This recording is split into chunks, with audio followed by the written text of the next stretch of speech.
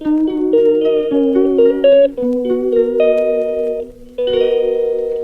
Friends, welcome to our YouTube channel. ಎಲ್ಲರೂ ಹೇಗಿದ್ದೀರಾ? ಅಯ್ಯೋಪ್ ಎಲ್ಲರೂ ಚೆನ್ನಾಗಿದ್ದೀರಾ ಅಂತ ಅಂದ್ಕೊಳ್ತಾ ನನ್ನ ಡೇ ವ್ಲಾಗನ್ನು ನಾನು ಸ್ಟಾರ್ಟ್ ಮಾಡ್ಕೊಳ್ತಾ ಇದ್ದೀನಿ.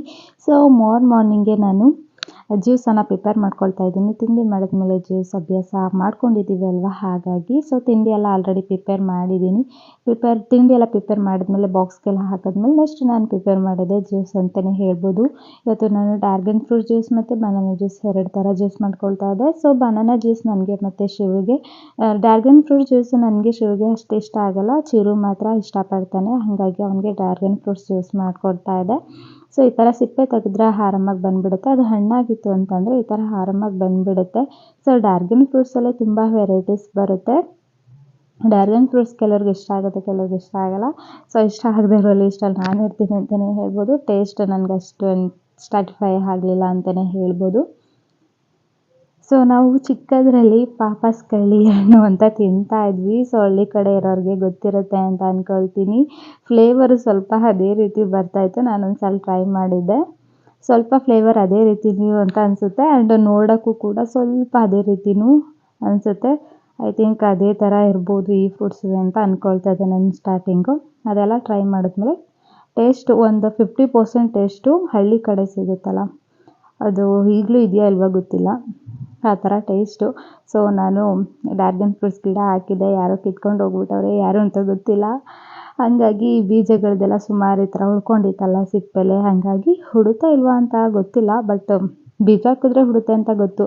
ಹಾಗಾಗಿ ಟ್ರೈ ಮಾಡೋಣ ಅಂತ ಹೇಳಿಬಿಟ್ಟು ನಾನಿಲ್ಲಿ ಬೀಜಗಳನ್ನ ಹಾಕ್ತಾ ಇದ್ದೆ. ಸೊ ಫೋಟೋಕ್ಕೆ ಹೂಗಳನ್ನ ಯೂಸ್ ಮಾಡ್ತೀವಲ್ವ, ಅದನ್ನ ನಾವು ಪಾಟ್ ಒಳಗಡೆನೇ ಹಾಕ್ತು ಅಂತಂದರೆ ಆ ಹೂವಲ್ಲಿ ಗೊಬ್ಬರ ಆಗುತ್ತೆ. ಹಾಗಾಗಿ ಅವನು ಕೂಡ ನಾವು ಕಸಕ್ಕೆ ಹಾಕಲ್ಲ, ಈ ಥರ ಗಿಡಗಳ ಮಧ್ಯೆ ತಂದು ಹಾಕ್ತೀವಿ, ಅದು ಗೊಬ್ಬರ ಆಗುತ್ತೆ ಅಂತ ಹೇಳಿಬಿಟ್ಟು.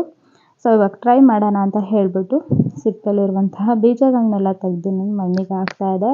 ಸೊ ಈ ಪಾತ್ರೆ ಹೇಗೆ ನೋಡ್ತೀವಿ ಅದು ಫುಲ್ಲು ತೂತ ಆಗಿಬಿಟ್ಟಿತ್ತು, ಅದು ಯೂಸ್ ಮಾಡೋಕ್ಕಾಗಲ್ಲ ಅಂತ ಹೇಳ್ಬಿಟ್ಟು ಅದಕ್ಕೆ ಮಣ್ಣು ಹಾಕ್ಬಿಟ್ಟು ನಾವು ಗಿಡಗಳನ್ನ ಹಾಕ್ಕೊಂಡಿದ್ದೀವಿ, ಯಾವುದಾದ್ರು ಗ್ರೋ ಆಗುತ್ತೆ ಅಂತ ಹೇಳಿಬಿಟ್ಟು. ಸೊ ಇವಾಗ ನಮ್ಮ ಗಿಡಗಳನ್ನ ಬೀಜಗಳನ್ನ ಹಾಕಾಯಿತು. ನೆಕ್ಸ್ಟು ಮತ್ತೆ ಜ್ಯೂಸ್ ಡಿಪಾರ್ಟ್ಮೆಂಟ್ಗೆ ಬಂದ್ವಿ ಅಂತಲೇ ಹೇಳ್ಬೋದು. ಈಗ ಒಂದು ಜಾರ್ ತೊಗೊಂಡಿದ್ದೀನಿ. ಜಾರ್ ತೊಗೊಂಡ್ಮೇಲೆ ಆಗಲೇ ಕಟ್ ಮಾಡಿ ಇಟ್ಕೊಂಡಂತಹ ಫ್ರೂಟ್ಸ್ ಏನಿದೆ ಅದನ್ನೆಲ್ಲ ಮಿಕ್ಸ್ ಮಾಡ್ಕೊಳ್ತಾ ಇದ್ದೀನಿ. ಸೊ ಜ್ಯೂಸಿನ ಜಾರ್ ತಂದಿದ್ದೆ, ಆಲ್ರೆಡಿ ರಿಪೇರಿಗೆ ಹೋಗಿದೆ, ಹಾಗಾಗಿ ಈ ಜಾರಲ್ಲೇ ಮಾಡ್ಕೊಳ್ತಾ ಇದೆ. ಯಾವ ಬ್ರ್ಯಾಂಡ್ ತೊಗೋಬೇಕು ಅಂತಲೇ ಗೊತ್ತಾಗ್ತಾಯಿಲ್ಲ, ಯಾವುದು ಬಾಳಿಕೆನೇ ಬರ್ತಾಯಿಲ್ಲ ಅಂತಲೇ ಹೇಳ್ಬೋದು.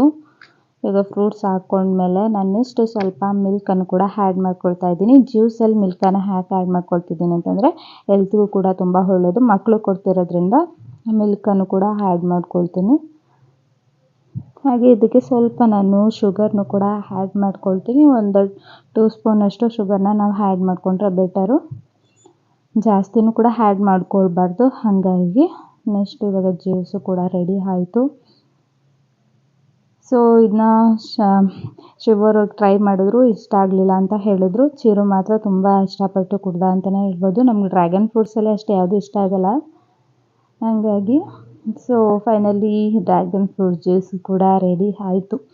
ಸೊ ಜ್ಯೂಸ್ ಎಲ್ಲ ರೆಡಿ ಆದಮೇಲೆ ನಾನು ಬೇಳೆಭಾತನ್ನು ಮಾಡ್ಕೊಂಡಿದ್ದೆ, ಬಿಸಿ ಬೇಳೆಭಾತ್ ಮಾಡ್ಕೊಂಡಿದ್ದೆ.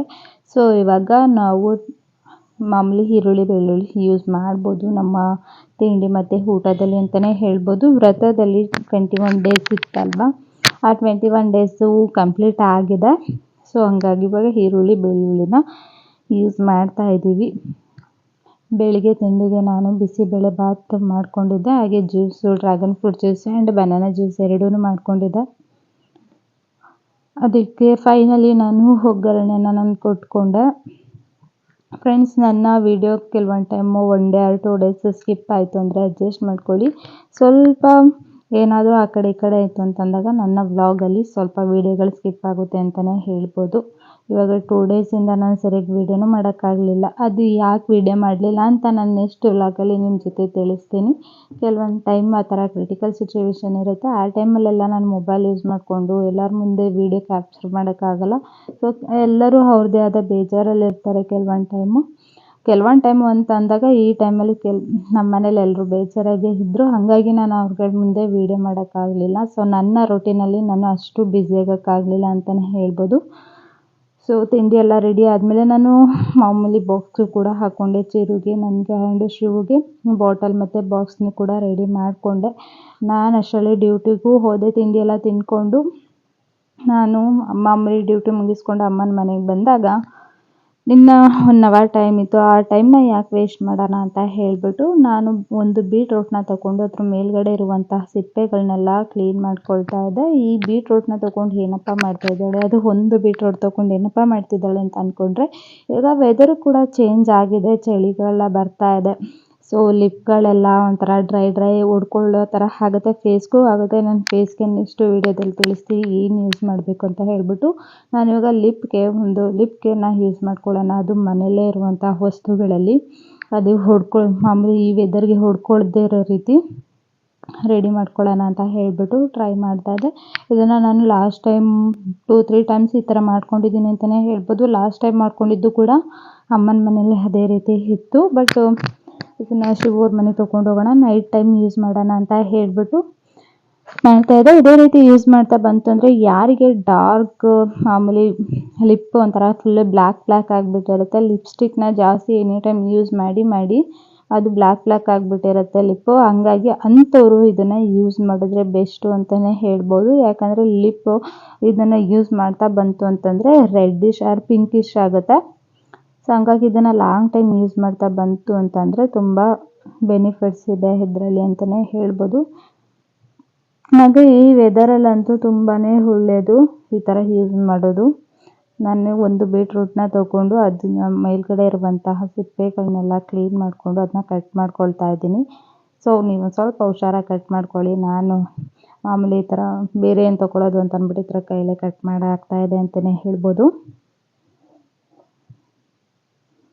ಸೊ ಈ ಥರ ಮನೆಯಲ್ಲೇ ಸಿಗುವಂತಹ ವಸ್ತುಗಳನ್ನ ತೊಗೊಂಡು lip care and face cream ಎಲ್ಲ ಮಾಡ್ಕೋಬೋದು. ನಾನು ಇವಾಗ ಲಿಪ್ ಕೇರ್ನ ತೋರಿಸ್ತಿದ್ದೀನಿ, ಫೇಸ್ ಕ್ರೀಮ್ ಕೂಡ ತೋರಿಸ್ತೀನಿ. ನಾನು ಇದನ್ನು ಜಾರಿಗೆ ಹಾಕ್ಕೊಂಡು ನೀರು ಹಾಕೋ ಅಗತ್ಯ ಇರಲ್ಲ, ಸ್ವಲ್ಪ ಅದರಲ್ಲಿ ಏನಾದ್ರು ರಸ ಇಲ್ಲ ಅಂತಂದರೆ ನೀರು ಹಾಕೋ ಅಗತ್ಯ ಇರುತ್ತೆ. ಈ ಥರ ರುಬ್ಕೊಂಡು ನೆಕ್ಸ್ಟ್ ನಾನು ಇದನ್ನು ಒಂದು ಇದರಲ್ಲಿ ಸೋಸ್ಕೊಳ್ತಾ ಇದ್ದೀನಿ. ನಾನು ಯಾವುದ್ರಲ್ಲಿ ಮಾಡಬೇಕು ಅಂದ್ಕೊಂಡಿದ್ದೀನಿ ಅದರಲ್ಲೇ ಸೋಸ್ಕೊಂಡೆ. ಸೊ ಇದನ್ನು ಒಂದು ಗ್ಯಾಸ್ ಮೇಲೆ ಆದಷ್ಟು ಕಡಿಮೆ ಉರಿಲಿ ಇಡಬೇಕಾಗತ್ತೆ. ನಮ್ಗೆ ಲಿಪ್ ಕೇರು ನಮಗೆ ಅದರಿಂದ ರಿಸಲ್ಟ್ ಸಿಗಬೇಕು ಅಂತಂದರೆ ಅದು ತಾಳ ಹಿಡಿಬಾರ್ದು.